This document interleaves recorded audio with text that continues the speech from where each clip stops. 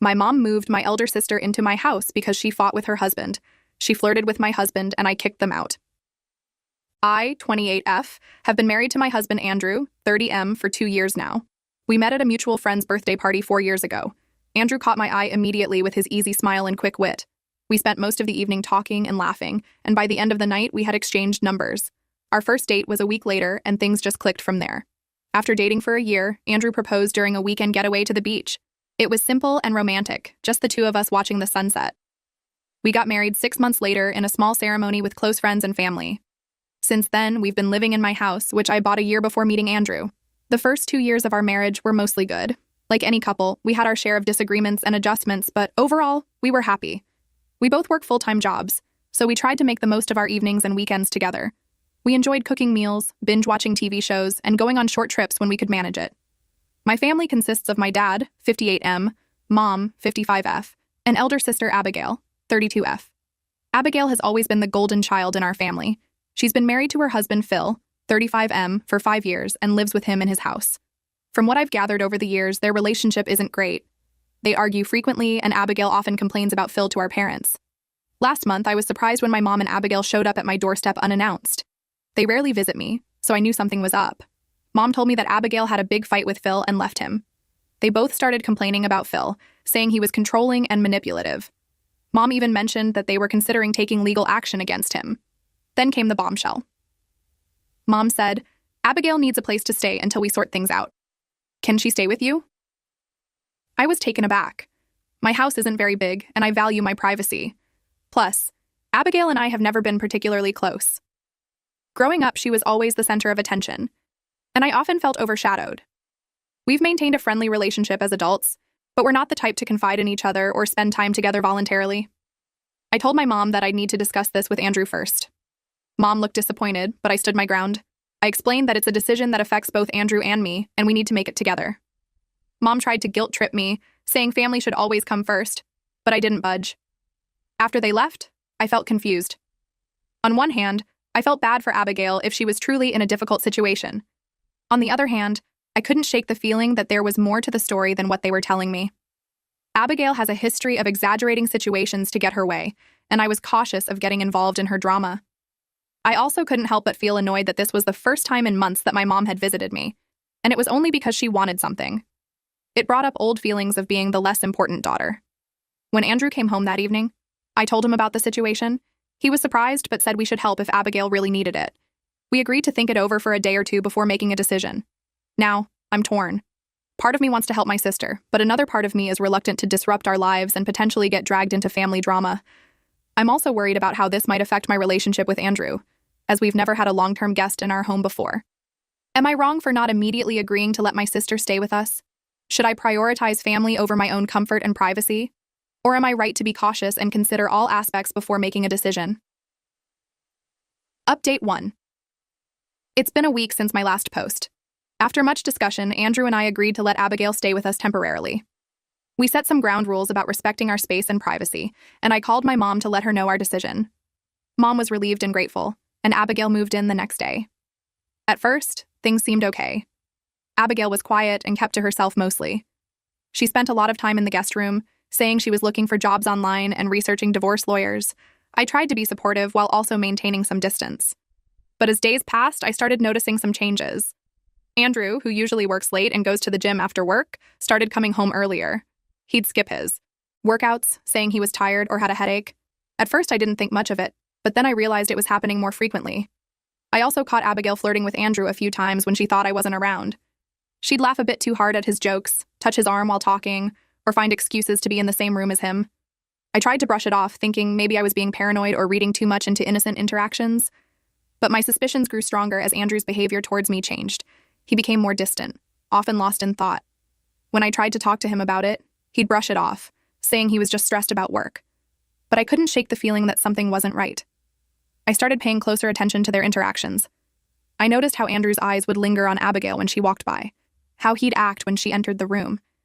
It made me uncomfortable, but I didn't want to jump to conclusions. Then yesterday, it happened. I came home early from work due to a migraine. As I walked into the living room, I saw Andrew and Abigail on the couch. They were sitting close together, their heads bent towards each other. Andrew had his arm around Abigail, and they were speaking in hushed tones. When they saw me, they quickly moved apart, looking guilty. I was furious. I told Abigail to pack her things and get out of my house immediately. She tried to explain, saying it wasn't what it looked like, but I wouldn't listen. I was too shocked and angry to even look at Andrew. Abigail left that evening, taking her belongings with her. I haven't spoken to Andrew since then. He tried to approach me a few times, but I shut him down. I'm hurt, angry, and confused. I don't know what to do next. I feel betrayed not just by Andrew, but by Abigail too. How could my own sister do this to me? And Andrew, the man I thought I knew and loved. How could he throw away our marriage like this? I'm also angry at myself for ignoring the red flags. I should have trusted my instincts when I first noticed something was off. Instead, I second-guessed myself and allowed this situation to develop. Now I'm at a loss. I don't know if I can trust Andrew again. Even if nothing physical happened between them, the emotional betrayal is just as painful. And Abigail, I don't even know how to begin processing her actions. I've been staying in the guest room, avoiding Andrew as much as possible. He's tried to talk to me several times, but I'm not ready to hear his excuses or explanations. I need time to think and figure out what I want to do next. Part of me wants to call my parents and tell them what happened, but another part hesitates. Will they believe me? Or will they take Abigail's side, as they often have in the past? Should I try to work things out with Andrew? Can our marriage recover from this? And what about my relationship with Abigail and my parents? I'm also thinking about contacting Phil, Abigail's husband. I'm curious to hear his side of the story now. Was Abigail really leaving him because he was controlling, or was there more to it? As I write this update, I'm still in shock. I never imagined I'd be in this situation. I took a chance on opening my home to my sister, and this is how she repays me. And Andrew, the person I trusted most in the world, has shattered that trust. I don't know what the future holds, but I know things will never be the same. I'm trying to stay strong and take things one day at a time, but it's hard. The betrayal feels like a physical pain, and I'm struggling to come to terms with it. To those who advised caution in my original post, thank you. I wish I had listened more closely to my own instincts and your warnings. To those who are following my story, thank you for your support. It helps to know I'm not alone in this. I'll update again when I have more clarity on the situation. For now, I'm focusing on taking care of myself and trying to figure out my next steps. Any advice or words of support would be greatly appreciated. Update 2. It's been 2 weeks since my last update, and things have only gotten more complicated. After taking some time to process my emotions, I decided to confront the situation head-on. I called my parents to tell them about Abigail's behavior. To my shock and disappointment, they took her side. Mom said I was overreacting and that Abigail was going through a tough time. She suggested that I might have misunderstood the situation, saying Abigail would never do something like that. Dad chimed in, telling me I should be more understanding and supportive of my sister. Their reaction made me angry. I told them that they always favored Abigail, even when she was clearly in the wrong. I brought up instances from our childhood and adult life where Abigail had misbehaved or manipulated situations, but they had overlooked it. This led to a heated argument with both sides saying hurtful things. In the end, I hung up on them, feeling more alone than ever. After the call with my parents, Andrew finally managed to corner me for a talk. He claimed that nothing happened between him and Abigail, that I was misinterpreting things. He said they were just talking and comforting each other, and that their closeness was purely platonic. When I didn't buy his excuses, he changed his tune. He said that even if something did happen, it wasn't a big deal. He actually had the nerve to suggest that I was being unreasonable and that my reaction was pushing him away. I was stunned by Andrew's attitude. He seemed more concerned about defending Abigail than addressing my feelings or the damage done to our marriage. It became clear that he was siding with her in this situation, which hurt even more than the initial betrayal. Just when I thought things couldn't get more complicated, I received an unexpected call from Phil, Abigail's husband. His side of the story was completely different from what Abigail had told us. According to Phil, he had kicked Abigail out because she had cheated on him. He said this wasn't the first time, and he had finally had enough. He was in the process of filing for divorce. This information left me shocked. It seems Abigail had been lying to everyone about her marriage problems. She wasn't the victim she had portrayed herself to be, but rather the cause of her own marital issues. I don't know what to believe anymore. I confronted Andrew with this new information, hoping it would make him see Abigail's true colors. But to my dismay, he dismissed it as Phil trying to paint Abigail in a bad light. He accused me of trying to defame Abigail instead of being supportive. The whole situation has made me question everything. My relationship with Andrew, my family dynamics, even my own judgment. I feel like I'm living in a soap opera, with lies and betrayals at every turn. I've been staying with a friend for the past few days, needing space from Andrew and the whole situation. I'm considering my options moving forward. The trust in my marriage has been severely damaged, and I'm not sure if it can be repaired. Andrew's dismissal of my feelings and his continued defense of Abigail are major red flags. As for my family, I'm hurt by their automatic assumption that I'm in the wrong.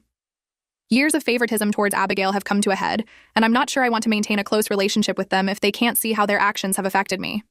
I've started seeing a therapist to help me process everything. It's been helpful to have someone neutral to talk to about all this. She's helping me work through my feelings and think about what I want for my future. I'm also focusing on self-care and reconnecting with friends who have been supportive throughout this ordeal. Their presence reminds me that I have worth outside of my roles as a wife, daughter, and sister. I'm still unsure about my next steps. Part of me wants to fight for my marriage to see if Andrew and I can work through this, but another part feels like the trust is irreparably broken. And then there's the issue with my family. Do I try to mend fences, or do I create some distance for my own mental health? As I navigate this difficult time, I'm trying to stay strong and true to myself. I'm learning that it's okay to prioritize my own well-being, even if it means disappointing others or going against family expectations. To those who have been following my story, thank you for your support and advice. It means more than you know. I'll update again when I have more clarity on my situation. For now, I'm taking it one day at a time and trying to find my way through this mess. Update 3. Final update.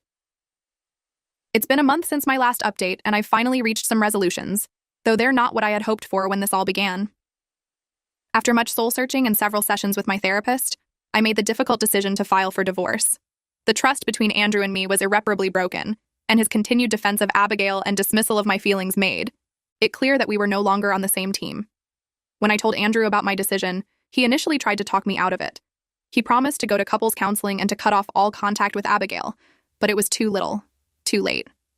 I realized that I deserved someone who would prioritize our relationship from the start, not just when threatened with its end. The divorce process has been challenging. Since the house is in my name, I asked Andrew to move out. He tried to argue, saying he had nowhere to go, but I stood firm. He left a week ago, taking only his personal belongings. Now he's trying to claim half of everything, including my house. I've hired a good lawyer who's confident we can prove that the house is my separate property, since I owned it before the marriage. Still, it's a stressful and expensive process. As for my family, things are still tense. Abigail tried to reach out, sending me a long text message full of excuses and apologies. I've blocked her number. I'm not ready to forgive her, and I'm not sure I ever will be. My parents are upset about the divorce and keep trying to convince me to reconcile with Andrew. They don't seem to understand how deeply their favoritism towards Abigail has affected me. I've decided to take a step back from them for now.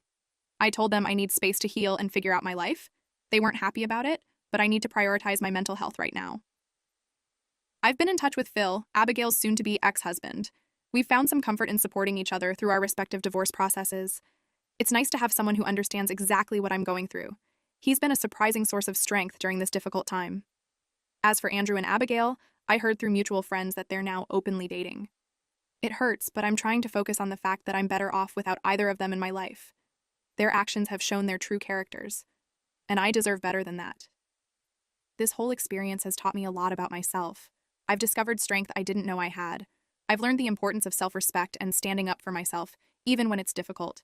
I've also learned valuable lessons about setting boundaries and trusting my instincts.